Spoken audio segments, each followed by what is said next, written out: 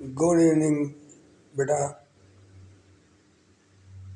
ये पूरी वीडियो हम हिंदी में ही बनाएंगे बच्चा, जिससे आप लोगों को पता चले कि आरसीआई में आपको और नेट के एग्ज़ाम में आपको मदद मिल सके। टेक्निकल वर्ड जो भी होंगे वो मैं इंग्लिश में ही कहूँगा। देखिए, ये जो कपलान और Sadock's synopsis of psychiatry behaviour science and clinical psychiatry 11th edition है, और यही एडिशन को मैं आपको पूरा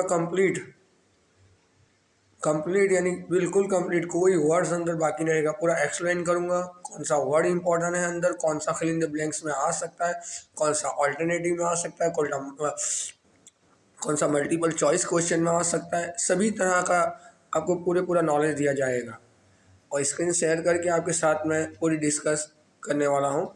ये 11th एडिशन है, लेटेस्ट एडिशन है। इसी के अंदर ये देखिए, इनकी इंडेक्स अपने ज़रा समझ लेते हैं। कल से अपन लेक्चर स्टार्ट करेंगे, लेकिन अभी फ़िलहाल इसकी इंडेक्स समझनी बहुत ही ज़रूरी है कि ये इंडेक्स में दिया क्या है।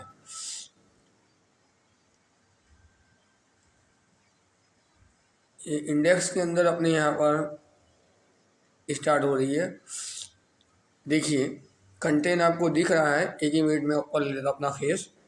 कंटेंट आपको दिख रहा है बेटा जी कि न्यूरल साइंस, जो मज्जा तंतु बोलते हैं गुजराती में जिसको हम, उसी को हम इंग्लिश में न्यूरल साइंस कहते हैं। वो एक चैप्टर हमको पढ़ना है, contribution of the psychosocial science. जब भी हम ब्रेन को समझने की कोशिश करते हैं, उसकी एक्टिविटी को समझने की कोशिश करते हैं, तभी हमको इंसान के बिहेवियर को समझने में साइकोसोशियल साइंस जो है उसका क्या कंट्रीब्यूशन है, वो भी चैप्टर हमको पढ़ना है। Contribution of the social culture science. अब देखिए कितने सब साइंस है, इतने सब साइंस होकर एक साइकोलॉजी का डेवलपमेंट हुआ है। इसीलिए तो कहते हैं कि साइकोलॉजी को अदर ब्रांच की रिक्वायरमेंट है।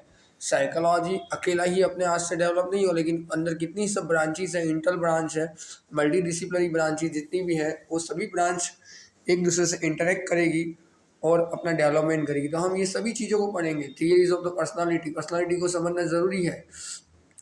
जब भी आप पेशेंट को कंसल्टिंग करेंगे, काउंसलिंग करेंगे, या अभी आरसीआई की आप एंट्रेंस एग्ज़ाम दोगे या नेट की एग्ज़ाम, जेआरएफ की एग्ज़ाम वगैरह दोगे, तो पर्सनालिटी क्या है, फ्रॉइड का कॉन्सेप्ट क्या है, एरिक्सन का कॉन्सेप्ट क्या है, एडलर का कॉन्सेप्ट क्या है, कारेन हॉर्नी का कॉन्सेप्ट क्या है, यूंग का कॉन्सेप्ट क्या है, सेलिंगमैन का कॉन्सेप्ट क्या है, फ्रॉइडिन क्या है, न्यू फ्रॉइडिन क्या है, ये पूरी थियरीज आपको यहाँ पर कंप्लीट हो जाएगी ये चैप्टर्स के अंदर, है ना। उसके बाद देखो examination and diagnosis, how to diagnose.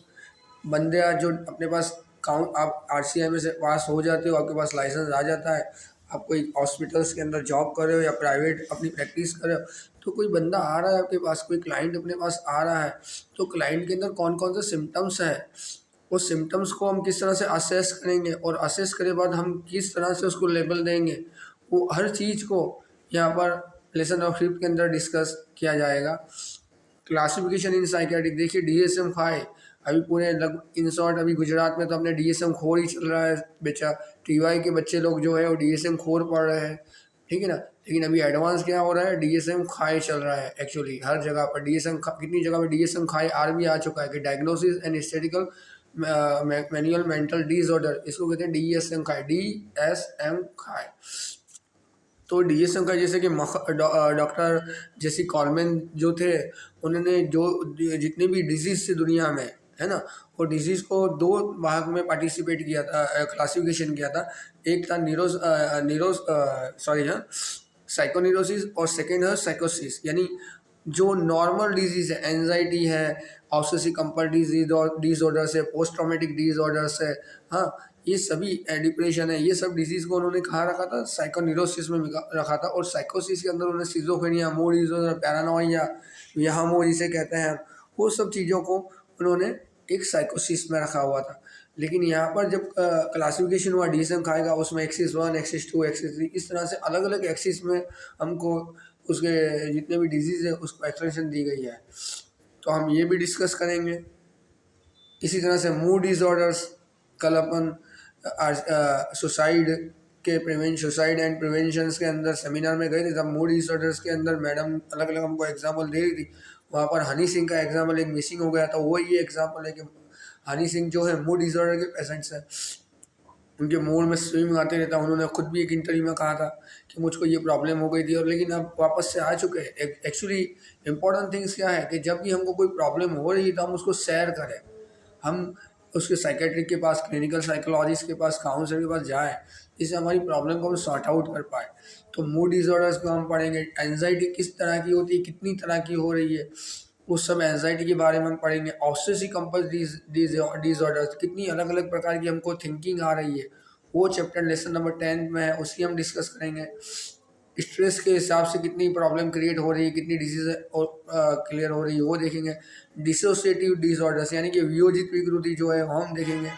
Psychosomatic medicine, अलग अलग तरह की जो डिसऑर्डर है साइकोसोमेटिक डिसऑर्डर, जैसे कि साइकोसोमेटिक दैट मीन्स बच्चा लोग कि जब इंसान सोचता है, हाँ सोचता है और उसी वजह से बॉडी में कोई प्रॉब्लम क्रिएट हो रही है, हाँ सोचता है तो उसी वजह से बॉडी में प्रॉब्लम क्रिएट, जैसे मैं बहुत स्ट्रेस ले रहा हूँ तो मुझको क्या हो रहा है, अल्सर क्रिएट हो रहा है इंटेस्टाइन के अंदर, स्टमक की वॉल पर।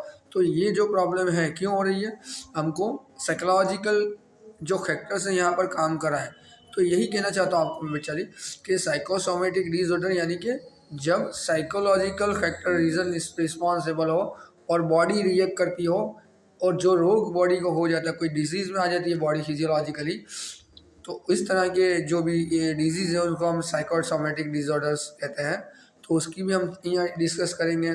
उसके बाद यहाँ पर क्रॉनिक फैटिग्स, हम बहुत ज़्यादा थक जा रहे हैं, क्यों थक जा रहे हैं इसकी बात करनी है। फीडिंग और ईटिंग डिसऑर्डर्स, एनोरेक्सिया बुलिमिया यानी बहुत ही ज़्यादा खा लेना, एनोरेक्सिया बुलिमिया, इस तरह के बहुत ही अलग अलग तरह के जो टाइप्स हैं, हम उसको बहुत ही आराम से, बहुत ही सुकून से हम उसको पढ़ने वाले, बहुत ही धीरज से पढ़ने वाले हैं। एक एक पॉइंट्स आपको शेयर करते करते एक एक वर्ड्स, अभी सिर्फ इतना ही पढ़ना है कि पूरी इंडेक्स क्या है, जिससे हमको पता चले कि मूवीज़ देखने से पहले मूवी के हेडिंग देखना ज़रूरी है, कौन प्रोड्यूसर है, कौन हीरो है, कौन हीरोइन है, किसने म्यूज़िक दिया है, किसने, ये पूरी चीज़ें हम नहीं पता चलेगी तो मूवीज़ का हमको क्या पता चलेगी कि कौन सी मूवीज़ अच्छी है। हाँ, तो इसी तरह से हमको पूरा चैप्टर ग्रेजुएशन हमको पता होना चाहिए कि भाई जब हम साइकोपैथोलॉजी की बात करते हैं, हम जब डिजीज़ की बात करते हैं, तब इतनी इतनी चीज़ें अंदर इन्वॉल्व होती है। देखिए, नॉर्मल स्लीप और स्लीपिंग डिसऑर्डर्स की हम बात करेंगे। ह्यूमन सेक्सुअलिटी, सेक्सुअल डिसऑर्डर भी होते हैं, है ना। तो सेक्सुअल डिसऑर्डर क्या है, अलग अलग टाइप के।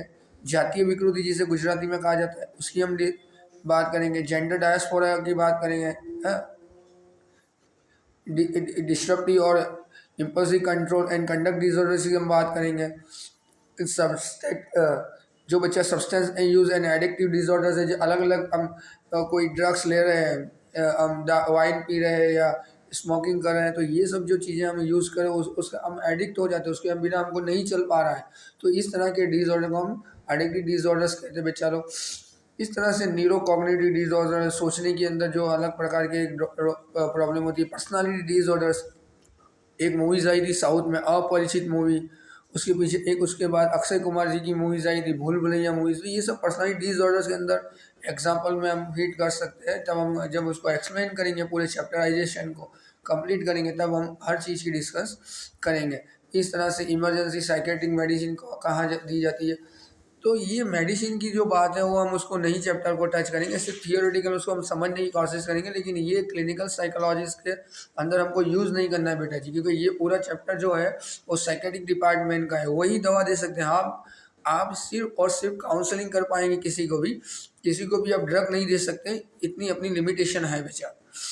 अदर कॉन्फ्लिक्ट कंडीशंस दे में B focus on the clinical attention. कितनी ऐसी क्यों फोकस करना है, कौन सी सिचुएशन को हमको फोकस करना है, क्लिनिकल अटेंशन कब देना है हमको, उसकी बात करेंगे हम। Physical and sexual abuse of adult, वो बात करेंगे। साइकेट्रिक रिपोर्टिंग मेडिसिन, इसको हम जितनी भी मेडिसिन है ना उसको हम बारे में बताएंगे कि कौन सी मेडिसिन कहाँ यूज़ हो रही है, कौन सी डिजीज़ में हो रही है, साइकोटिक में हो रही है, साइकोसिस में हो रही है। लेकिन उसका थियोरेटिकल हमको याद रखना, जिससे एग्जाम में हम क्वेश्चन आंसर को सेटअप अच्छी तरह से सॉल्व कर पाए। अदरवाइज वो इससे ज़्यादा हमारे लिए कोई यूज़फुल नहीं होगा। साइकोथेरापीज हमारे लिए बहुत इंपॉर्टेंट है। साइकोडायनेमिक है, ह्यूमनिस्टिक थेरापी है, जिसे मनोगत साइकोडायनेमिक जो थियरी बेटा मनोगत्यात्मक थेरापी उसे कहते हैं। मनोविश्लेषणात्मक, उसमें मनोपचार आता है बच्चा बेटा। हाँ, ह्यूमनिस्टिक थेरापी, रोजर्स की जो थेरापी है उसी की बात कर रहे हैं हम। बिहेवियरल थेरेपी है, कॉग्निटिव बिहेवियर थेरेपी, तो अलग अलग तरह की कितनी भी साइकोथेरेपीज है उस सभी को हम देखेंगे कौन सी थेरेपी कहाँ कौन सी डिजीज में यूज़ हो रही है, उसकी बात करेंगे बेटा। फिर ब्रेन स्टिमुलस मेथड कैसे, जैसे साइकेट्रिक डिपार्टमेंट में डॉक्टर जो होते हैं एमडी साइकेट्रिक होते हैं, सिजोफ्रेनिक का पेशेंट है वो कंसल्टिंग से नहीं अच्छा होगा, है ना, क्योंकि साइकोसिस है वो बंदे को। तो इस तरह के पेशेंट को हम कंट्रोल करने के लिए कितनी बार ब्रेन स्टिमुलस मेथड भी यूज़ करते हैं, तो वो साइकेट्रिक डिपार्टमेंट। लेकिन हमको जस्ट नॉलेज होना बहुत ज़रूरी है बेटा।